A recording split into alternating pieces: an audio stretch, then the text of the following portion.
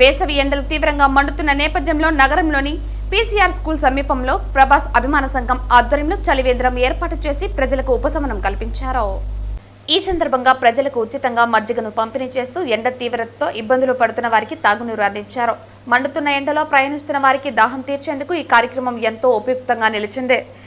వేసవి కాలాన్ని దృష్టిలో ఉంచుకుని ప్రజల ఆరోగ్యాన్ని కాపాడాలనే ఉద్దేశంతో ఈ చలివేంద్రాన్ని ఏర్పాటు చేసినట్లు అభిమాన సంఘ సభ్యులు తెలిపారు.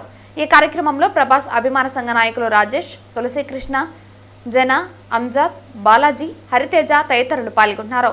అలాగే అధిక సంఖ్యలో అభిమానులు హాజరై కార్యక్రమాన్ని విజయవంతం చేశారు.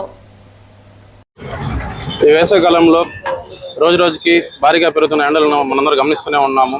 ప్రతిరోజు నడుచుకుంటూ వెళ్లే వాళ్ళు, బస్సు కోసం ఎదురు చూసేవాళ్ళు, వ్యాపారం చేసేవాళ్ళు, చిన్నపిల్లలు ఇలా ఎంతో మంది ఎండలో తిరుగుతూ ఉంటారు.